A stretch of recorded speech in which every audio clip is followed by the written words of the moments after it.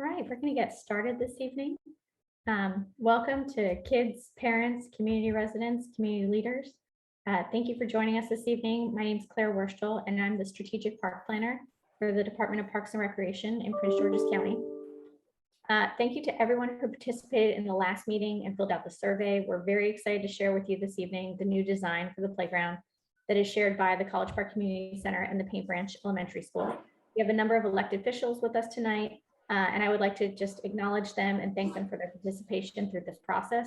And we hope everyone is happy with the outcome. Next slide.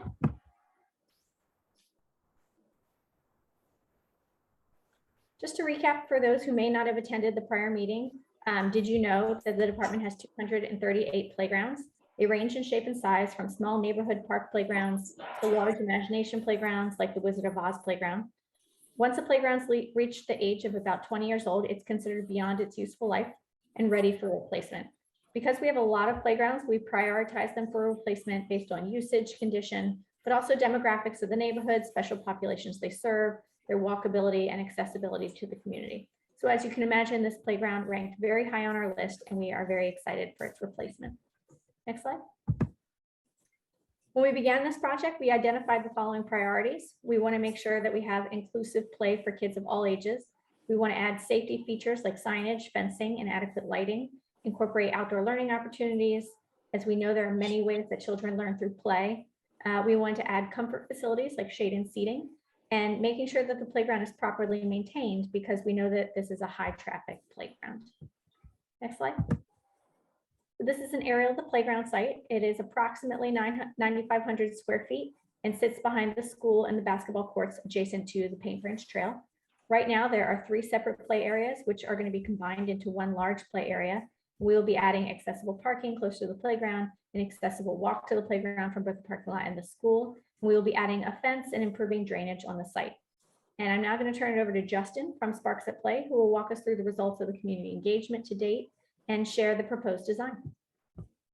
Claire, thank you. And welcome back, everybody. Glad that you've joined us. 7 o'clock on a Thursday is kind of a tough time, and we appreciate that everybody's been here, or everybody's come, especially everybody who participated. We had several of you who participated in our prior community engagement, and it was because of your participation and the participation of those who joined through the surveys afterwards that we're able to come up with the design that we had. So as Claire mentioned, today, our game plan looks kind of like this.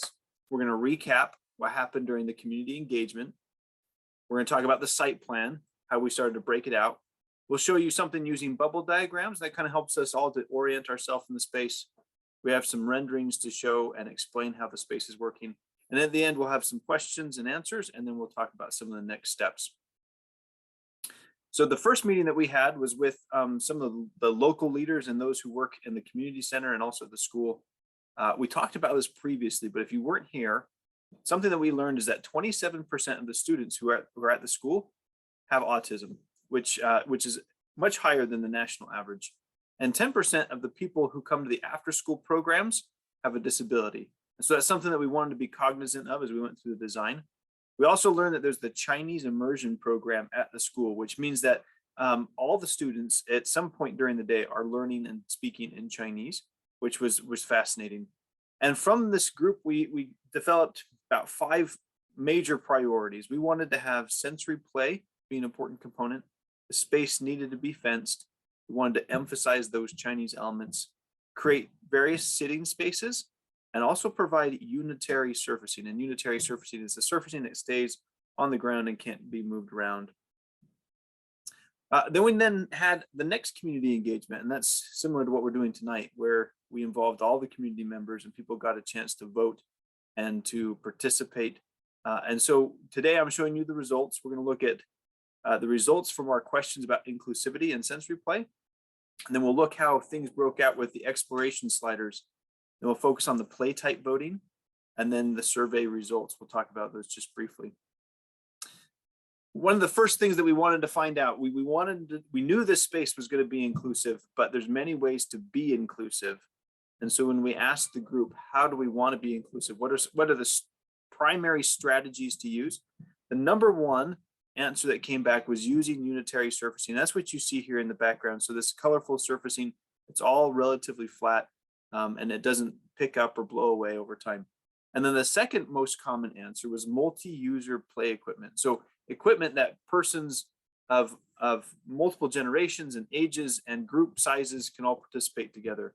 Other things that were popular, you can see that all the pictures are kind of faded back. If the more faded back it is, the less people voted for it. And so you can see that sensory play was also a little bit more popular than perhaps shade. And multi-generational was also very popular.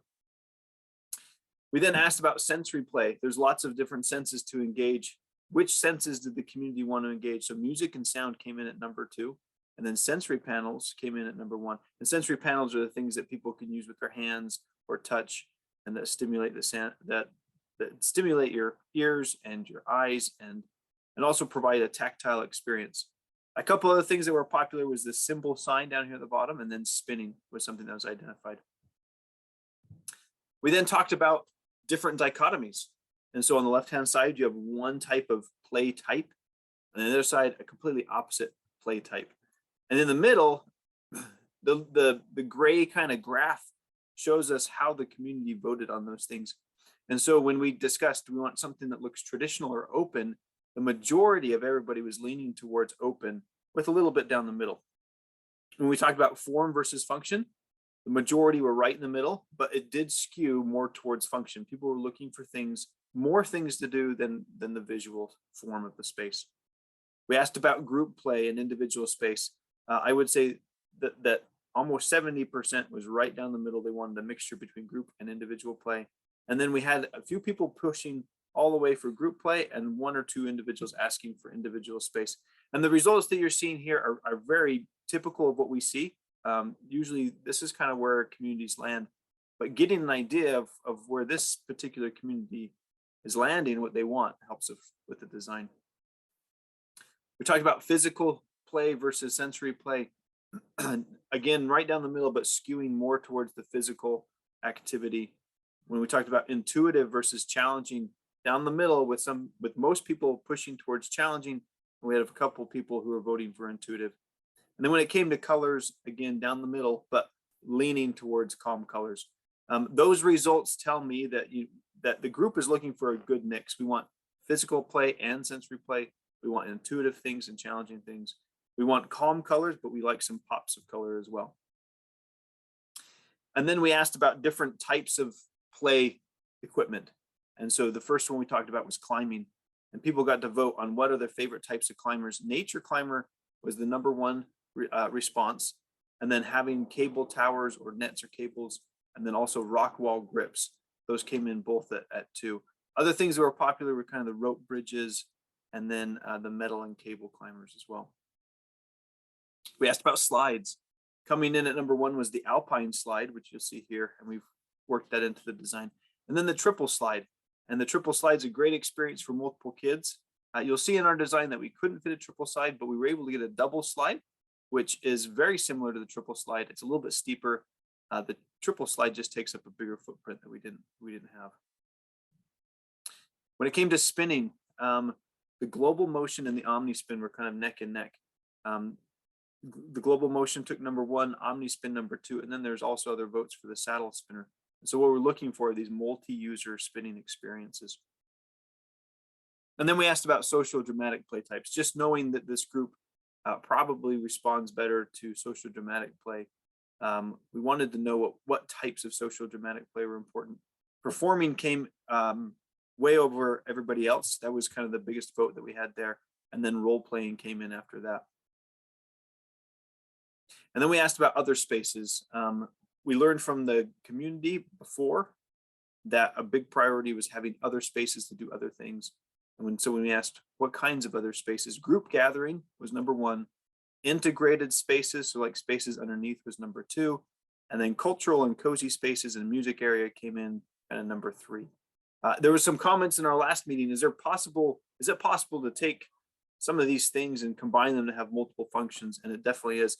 And you'll see as we present the design that we're taking answers from different things and kind of combining them to create the spaces that we did.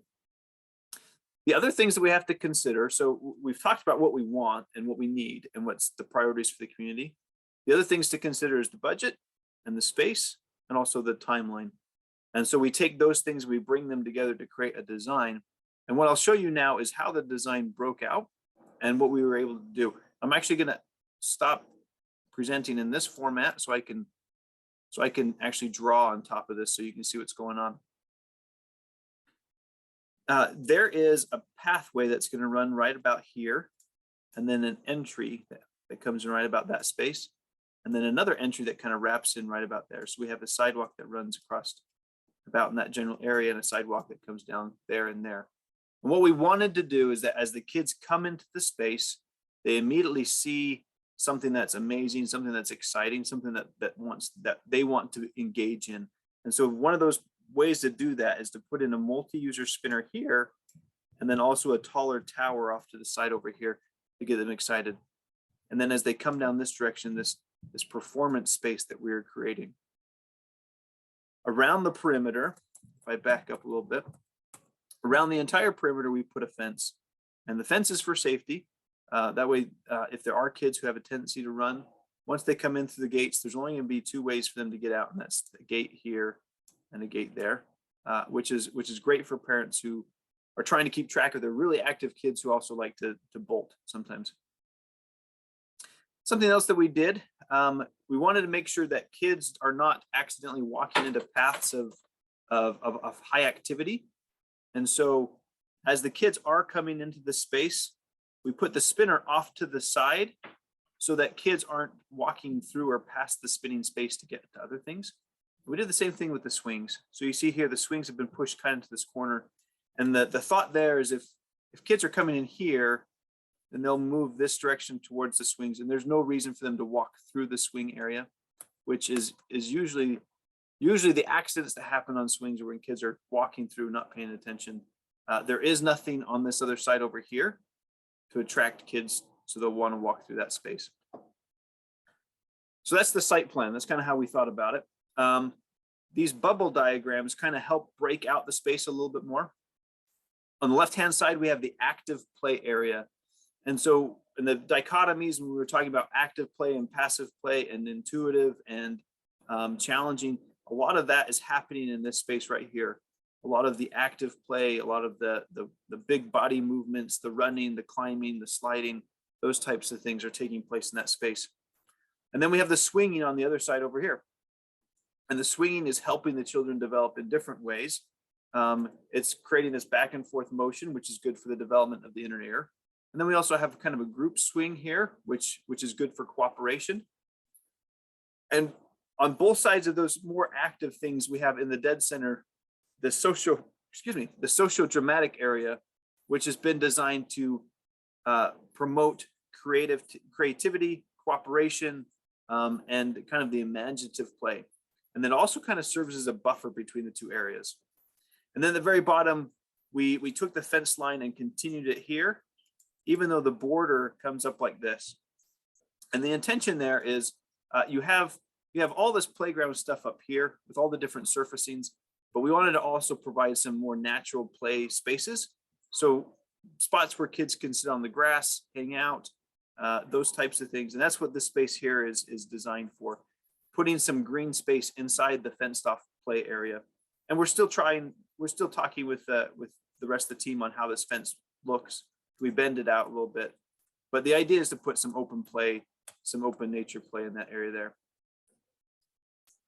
Another thing that we wanted to highlight was how are we meeting some of the objectives? And when you see the renderings, I will be talking about how all these things work and play together, but I think it's important to also kind of highlight at this level, at least, how we're hitting some of the sensory components and some of the Chinese thematic components as well. And so the bubbles that you see here are in red and green, and those bubbles indicate places where we have something that focuses on the Chinese elements and places that focus on the sensory elements. So you can see we have it kind of arranged throughout the entire space. So this is the site plan. So if we now take it and we render it and we're flying above it like a bird would do, you can see this is our socio-dramatic play area here, our swinging area there, And then this is our more physical activity happening here. Kind of interesting to see. This is how they would view it from space when they look at it from the International Space Station. If we come in from a lower angle, you can start to see how some of these thematic Chinese elements start to show up on the space. This view allows you to see everything, and then I'm going to cover it up with a couple of labels just so that you know what I'm talking about when I'm talking about these pieces. So again, we mentioned there's a pathway that comes in here, and then this is the group spinner. It's called the OmniSpin. It is one of the things that the community had voted on. It's a great low spinner. It allows for multiple users, and it has great back support back here. So if a child or an adult gets inside this and they maybe don't have a strong back or neck or spine, the centrifugal motion helps push them against it, which keeps them in. Then we have the flag climber, which is here, and it's designed to kind of look and feel like the shape of a flag. And we have the communication sign. And this communication panel, we can move it anywhere we need to, but it's a great opportunity for kids to communicate with each other if they're less verbal, meaning if they don't talk quite as well, but they can point to pictures and communicate that way. It's a great way for children who are on the spectrum to communicate with caregivers or with their peers is through these communication panels. We have the main structure right here, and as we're looking at it from this side, you can see that we have the double swoosh. This is the croquet climber, which kind of looks like the back of a dragon a little bit, and then the rock climber. And then underneath this area in here, we've left it open, and those are some of those little hidey holes for the kids to hang out underneath the integrated spaces. You see those integrated spaces also happen right behind those panels there that we're going to talk about more.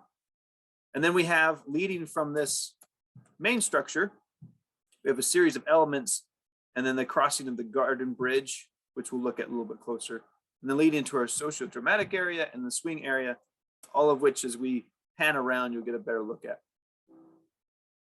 So if we were to zoom in right here on this space here and get a better view of what's going on, this is, it gives you an idea of how tall this space is. So this deck here comes off at 72 inches, which means that most children will be able to easily fit underneath that, and adults as well.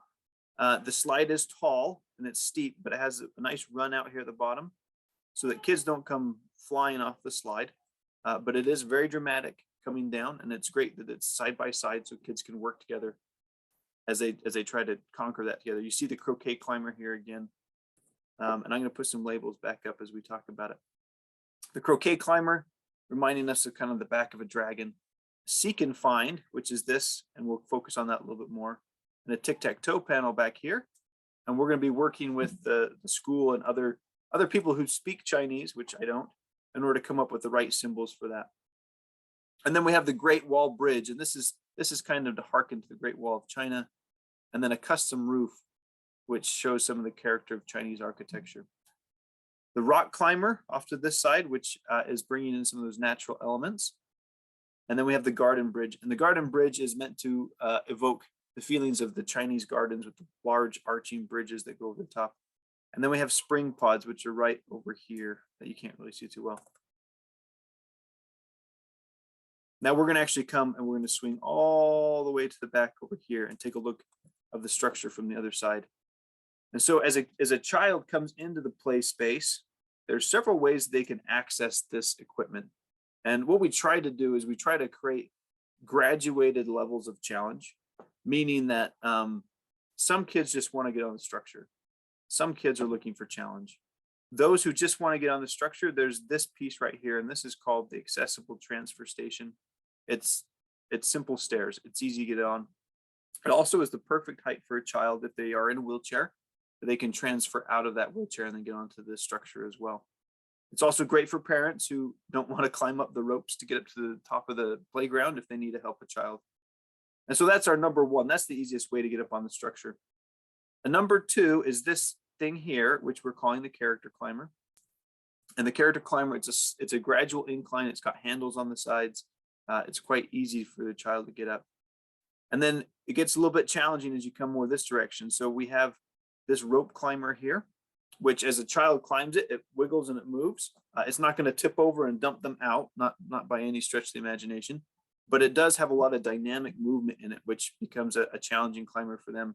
And then this is like a real rock climbing experience. And even though it has handholds and has ledges for feet, they're not giant handholds and ledges.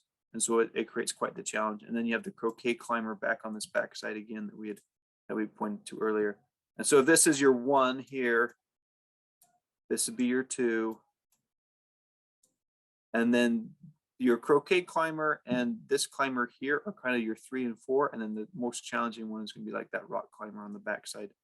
And that's our 5. So we wanted to make sure that kids have lots of different various ways of climbing up. You can also see 3 slides. And this one you can peek out just on this side over here. This is a slide on a 48-inch deck. And at 48 inches, it's just good enough for a really young kid who maybe isn't quite ready to go all the way to 6 feet. And it's a double slide, so they go with their friend. We have our alpine slide off this side here at 72 inches, 6 feet tall. So as they come down, nice curving kind of embankment there. And then the double swoosh slide on this backside that we had already talked about. So we have 3 different sliding experiences happening there. To add some labels, the character climber. Again, we're going to work with the right people to make sure we have the right characters in there in that spot. The alpine slide that we talked about, the Great Wall Bridge. Another thing in here is the wobble pods, which we haven't talked about. This is a great piece. As the kids come over this garden bridge, they hop on this little pod climber and then they get on this thing. And the wobble pod wiggles a little bit, which is good for a kid as they're trying to work on their balance. But it also is great because sometimes you'll just get kids who come and they sit on this thing and they hang out with their friends and they just kind of shake side to side and talk to each other, which is a fun way to interact with your friends. And then the last thing we have on this image over here is the balance beam. And that balance beam is leading us to one of the other areas we're going to talk about. In the back, you can also see here, this is it's the symbol communication sign. And you can see how there's a bunch of different color-coded symbols that kids can point to help communicate with peers or parents or caregivers if they're nonverbal, or if they are verbal, sometimes it's fun to play games with it as well. We go to the very far side and we take a peek at the swinging area.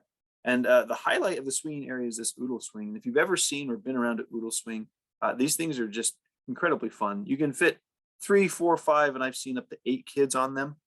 And then for every kid that's on them, there's usually another kid standing over here waiting to get on. It's something that kids just seem to gravitate towards. And some people are hesitant because they think that there might be accidents caused. This thing, I've never really seen it swing so high up this direction. It doesn't really have the capacity to go that high. And it also has these little rubber bumpers on the end here. So if by chance somebody is accidentally walking through here, and we talked about how we designed around that, but sometimes kids do. The first thing that would hit them, if it's not the legs of another child, which are generally a little more soft, it would be one of these bumpers. And those bumpers have a little bit of give in them, so they're not getting hit by a solid piece of plastic. We also have the molded bucket swing, which is a great ADA compliant swing. And that's for kids who possibly are coming out of chairs or maybe don't have the upper body strength to sit on one of these belt swings, so they get in there. It's also for kids who just love a different swinging experience.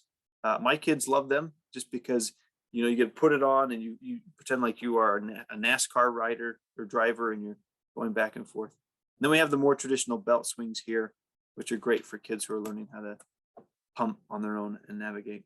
We're going to jump into the social dramatic area now. So one of the stars of this space is this social dramatic area. And what we wanted to do is provide a lot of sensory options and also provide a lot of opportunities for groups and individuals and classes to perform in a very not prescribed way, meaning we wanted to create the framework. We wanted to provide the things for it, but make it a fun exploratory type social dramatic experience. And so on the one side over here is more of kind of the theater type performance space over here. And you can see how the child is coming across the balance beam here and it leads to these pods.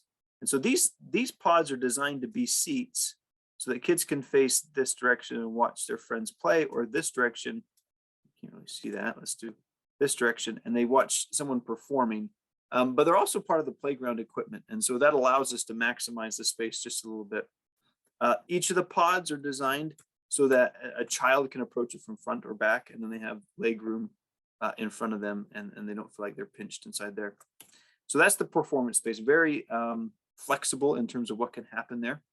And then the space is divided by a transparent divider. And the intentionality there is we wanted to create the architectural framework, something that looked and felt almost like a Chinese structure without creating any barriers. We didn't want to block off the space like this so that people couldn't see through, even though that might be an opportunity later if someone wanted to, put something up there. But we wanted to make sure there's visibility, especially as parents or people were coming into the space from here or from over here. We don't want a giant wall on the playground that's limiting visibility from side to side. It also does mean that if people are sitting here and kind of watching the music that's playing, if someone's a little more timid and they don't feel like they want to be involved so much, they can sit over here and they can watch the same thing that's happening. And so this is the performance space in the back. Right here in the front, this is more the musical space. And you can see how we've arranged benches to seat forward or backwards.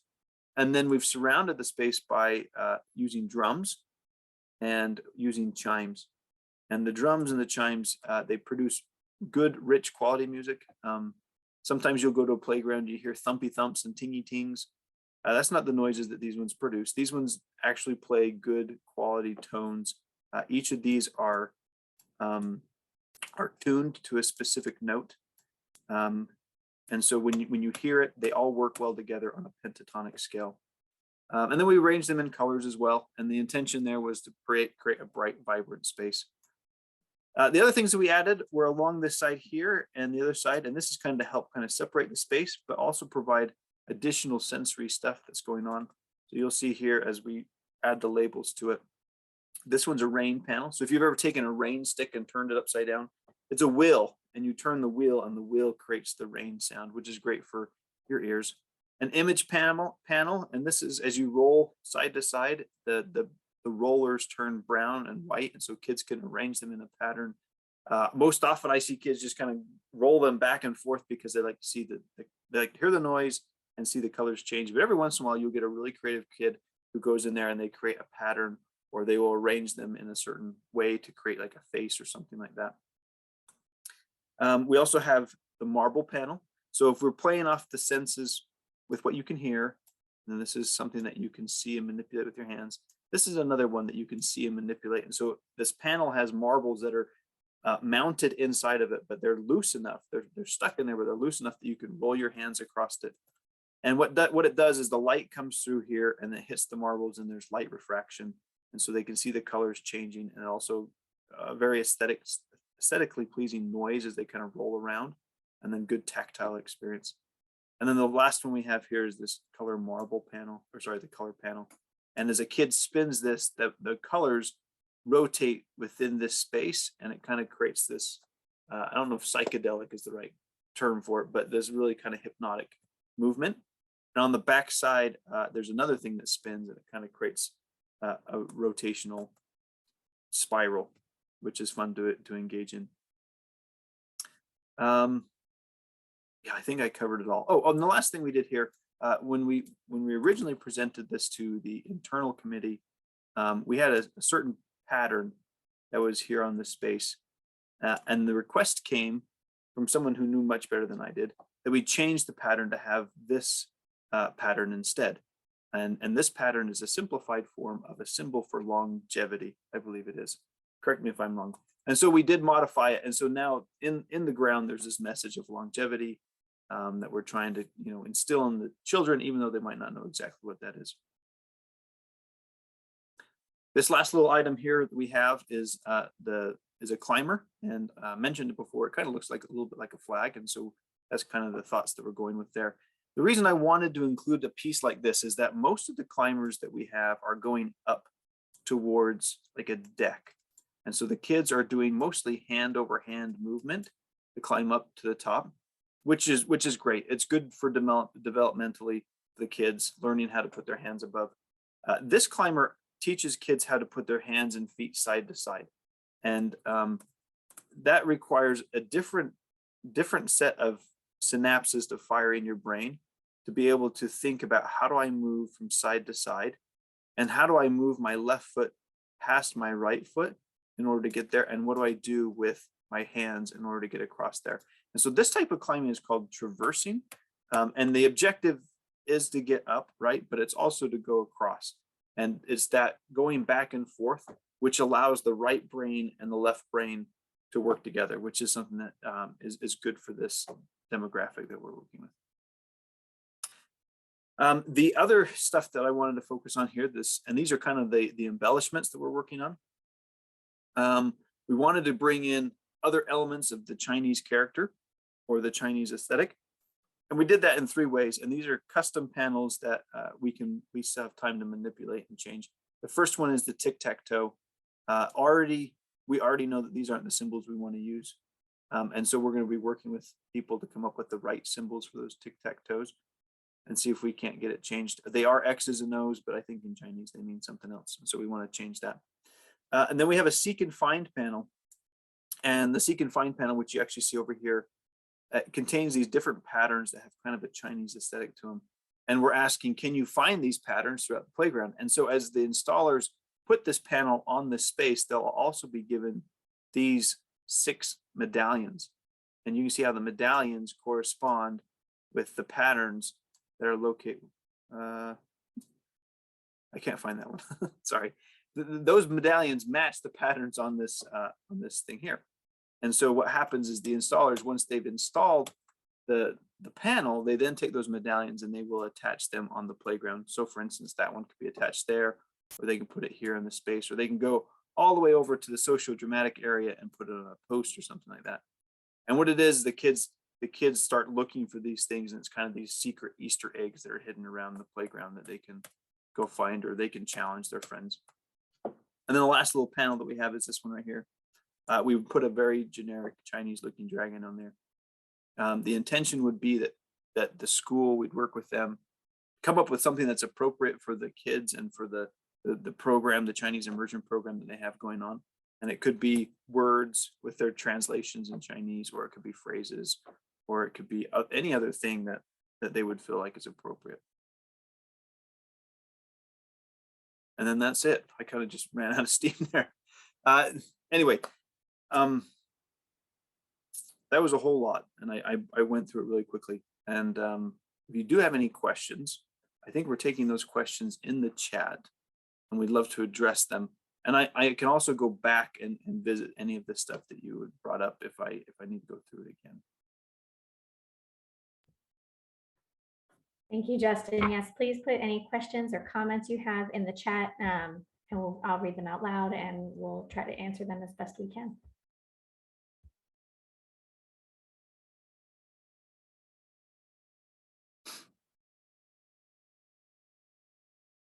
While you're thinking of your questions, or if a question hasn't come, I'd also love to see in the chat one of the things that you really super loved. Like when we went through the design, what was something that you really super loved, or what was something that you think really hit it on the head? And at the same time, we'd love to also know if there's anything in there that you're like, nah, I'm not quite sure that's really what I wanted, or maybe you have concerns about them. Having that type of input is helpful. So we have one person that said, I'm super excited. It looks amazing. Eric said, I like the rubber bumper idea. Thank you, Eric. Yeah. I'm assuming we haven't patented Eric's idea yet. Not yet. Not yet.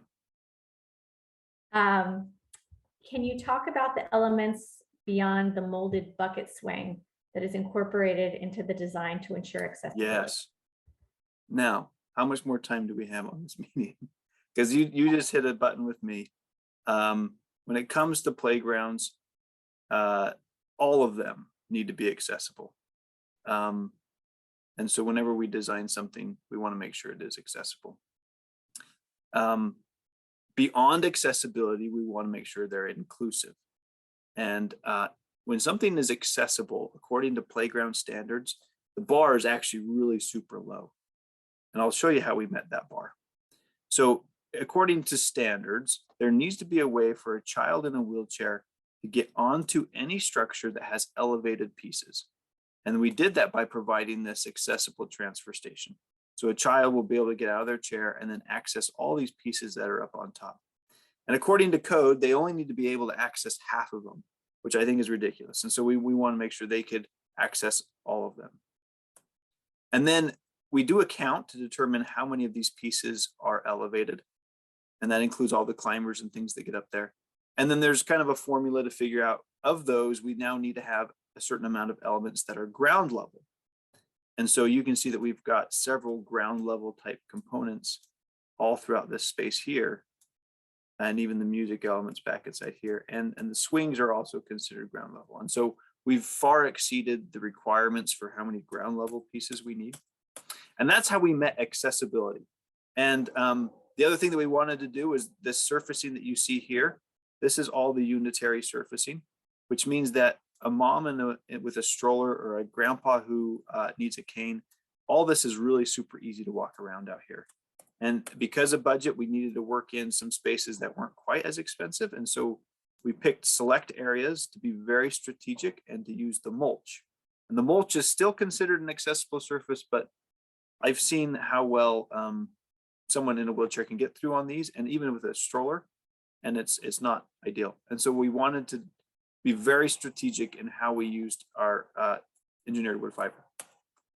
The other things that we wanted to do to make sure this was inclusive and not just accessible is the stuff that we talked about at the very, very beginning. How do we make this inclusive? And so by identifying the user group, which a lot of them are on the spectrum, we were able to determine that to make it most inclusive for them, we need to do certain things. And those things include a variety of movement, a variety of sensory input, and spaces for them to be very active and spaces for them to not be active. And so kind of hang out and chill. Some of those pieces that are really important are the swinging. We have the spinning over here. The sliding is super important. And then for the hangout chill spaces where kids can kind of decompress or kind of as they get worked up with all that's going on out there, they need places to kind of hang out. And that happens underneath this bridge right here. Happens underneath this deck right here, underneath that deck. And then also this entire space here is a good sitting and relaxing type space. I do know other kids too that that sometimes a repetitive motion is good. And so just hopping in the spinner and spinning until their brain kind of relaxes a little bit and all the sensory input kind of leaves is a good thing. And then also swinging is a good thing too. That repetitive motion going back and forth kind of resets all that's happening inside the head. Sorry, but you hit a button. I had to talk about it. All right, we have a lot of other great comments and questions. I love the inclusiveness of this playground. Everything looks so suitable, especially for autistic children. The areas look comfortable according to ages of the children who attend the school. Thank you so much. Question, how long will it take from start to finish to construct the playground? While the playground is being built, well, where will children play? Claire, do you want to tag team this one? Yes, you can start with the how long it will take, and I'll talk about when and where the children play. Yeah. So the process of putting a playground in the ground starts off with a design like this. And now that we have a design, we are going to work together to come up with, sorry, I'm just distracted by someone who's drawing. We are going to work together to come up with the final design and the plans. And those plans need to then go into permitting. And once that we get the permit, we're able to put the playground in the ground. The playground will take probably about 6 to 8 weeks once it's ordered in order to get there, but we can start ordering before we get the permits all finalized. And so those two things can work concurrently. The installation for something about this size is probably about 2 months. And that includes demoing what's currently out there right now, pouring the borders, removing the soil, putting down stone, putting the playground in, putting the fence around it, and then putting the surfacing down as well. That's 2.5 months. And then there's the ribbon cutting, and the kids get to go out and play. So as far as when it's going to happen, as you can hear from what Justin was saying, there are some unknowns in there. Part of that's the permitting process, and then we get into weather and obviously shipping and how long it takes to get here. So So for example, a goal could be an ideal situation. We get it in next spring, or, at the tail end of winter, beginning of spring. We will strive for before that. We might strive for fall, and that might be a really lofty goal. Or let's say, things take a little longer than expected. Obviously, if we put it in the summertime, you don't disrupt the kids at all. But if we were to disrupt this site, we would work with the school to figure out other ways and places for the kids to play. There is the field that's right there. There are ways that we can bring in outdoor entertainment, things to do, access to the field, to make sure that there is recess, obviously, because the recess is very needed during the time that the playground is out of commission. And with that, I don't see any more questions. Yeah, I just want to thank everybody who's participated and added their comments. It's good to see that you're seeing the value of the inclusivity and for the children who have autism. I get to work with groups all the time, and not every group who works with children with autism have the same needs. And so I'm glad that we were able to hit those needs. There is one more question. What happens with the equipment that's currently on the playground? Will it be repurposed? Most likely not. The age of this playground that you have out there, it's reached the end of its lifetime. Those pieces will be recycled, meaning that they will scrap the steel and then recycle it. Usually when a playground gets pulled out, there's not a whole lot left of it that can be repurposed. And it would be like taking a really old playground and putting it in a spot, and it wouldn't be a good situation. So actually too it is so very old, for liability reasons they can't reinstall it anywhere else. Yeah. Didn't you say the Smithsonian called and they wanted it? Maybe. It's interesting because I actually designed the first one that's there now way back, so I can't tell you how long ago. That is old. I remember, it's old. I remember actually working on it. It was interesting. Yeah.